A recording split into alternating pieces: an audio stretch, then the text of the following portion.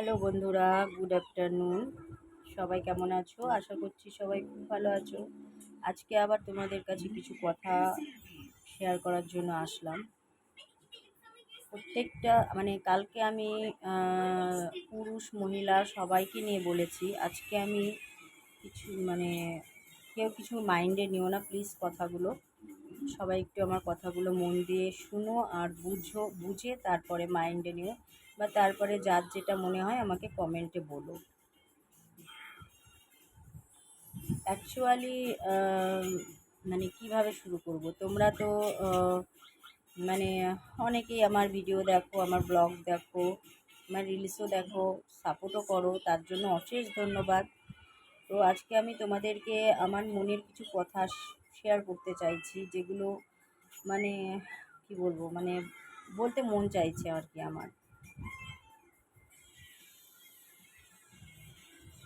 Obviously পুরুষদের নিয়ে কথাগুলো। মেয়ে অ্যাকচুয়ালি টিভি দেখছে, তো একটু সাউন্ডটা জোর, তার জন্য একটু আস্তে দিয়ে দিলাম। আবার আস্তে দিলে প্রবলেম মেয়ের।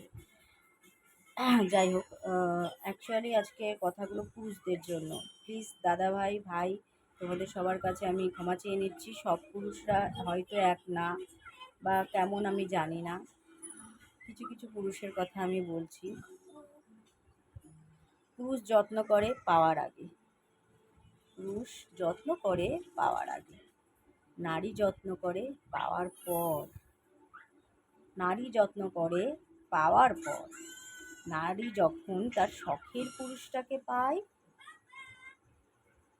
তখন সে মানে যখন সে তার বিয়ের আগে যাকে ভালোবাসে, যার সাথে ভালোবাসার সম্পর্ক হয়, যাকে নিজের থেকেও বেশি ভালোবাসে, তাকে যখন পায় না, তখন সে দ্বিগুণভাবে আগলে রাখে, দ্বিগুণভাবে। কি বলবো তোমাদের, একটা পুরুষ যখন ভালোবাসার মানুষকে পেয়ে যায়, তখন কিন্তু তাকে আর আগের মতন ভালোবাসে না, আগের মতন আর তাকে কেয়ার করে না। কিন্তু যখন পায় না, তখন তাকে এতটাই কেয়ার করে যে সে যেন তাকে চোখে হারায়। কিন্তু নারী কিন্তু সেটা না।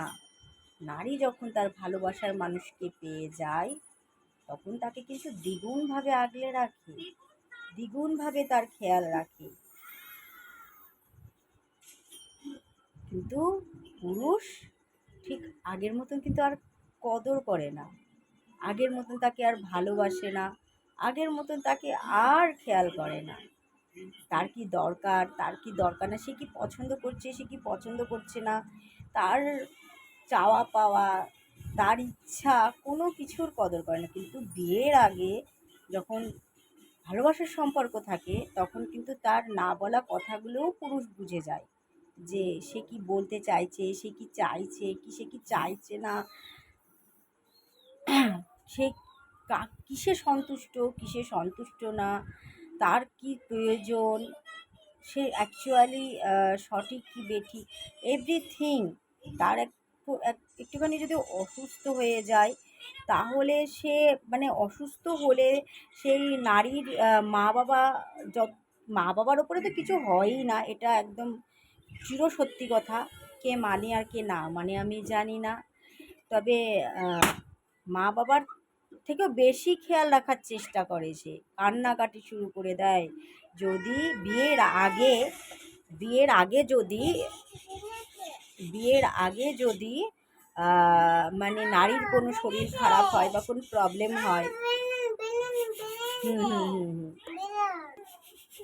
তো নারী যখন সে বিয়ের আগে যে পুরুষটাকে দেখে না, তাকে মনে করে যে না, এই এই মানুষটা আমাকে বিয়ের পরেও ঠিক এরকমই খেয়াল রাখবে, এরকমই ভালোবাসবে, এরকমই আমার না বলা কথা সব বুঝে যাবে, এরকমভাবে আগলে রাখবে, সব বিপদ আপদ সব কিছুর থেকে আমাকে দূরে রাখবে।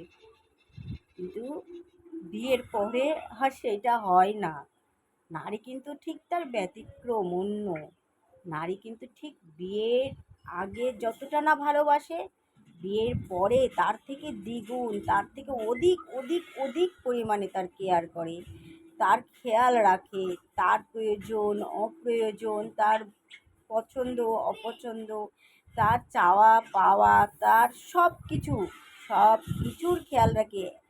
মানে বিয়ের আগে যতটা না রাখে তার থেকে দ্বিগুণ খেয়াল রাখে। কিন্তু পুরুষ সেটা করে না। কিন্তু কেন করে না তোমরা একটু বলতে পারো কেন?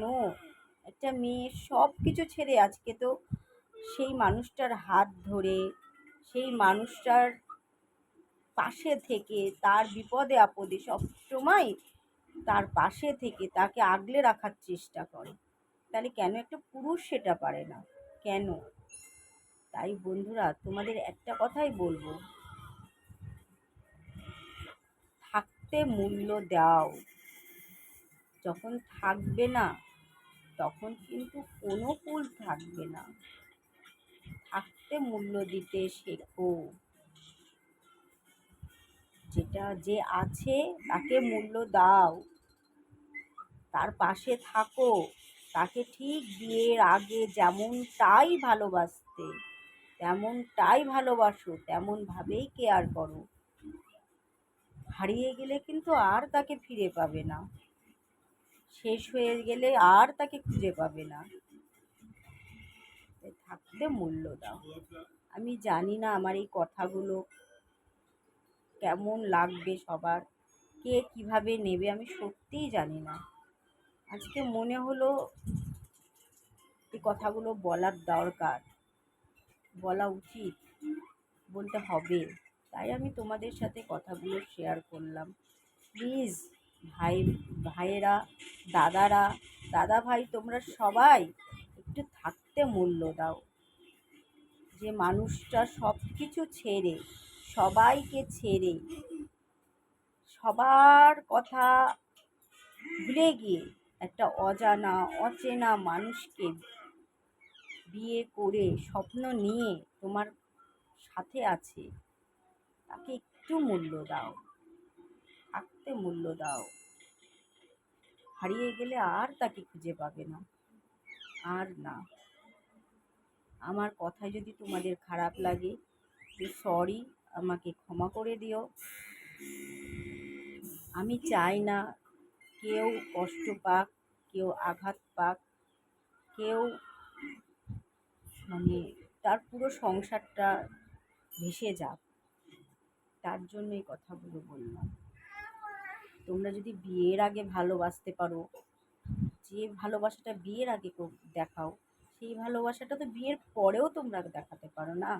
সেইভাবে কেয়ারও করতে পারো, সেইভাবে ভালোবাসতে পারো, তাই না? আমার কথায় যদি খারাপ লাগে তাহলে আমাকে ক্ষমা করো বন্ধু, ক্ষমা করে দিও। ভালো থাকো তোমরা সবাই, সবাই খুব ভালো থাকো।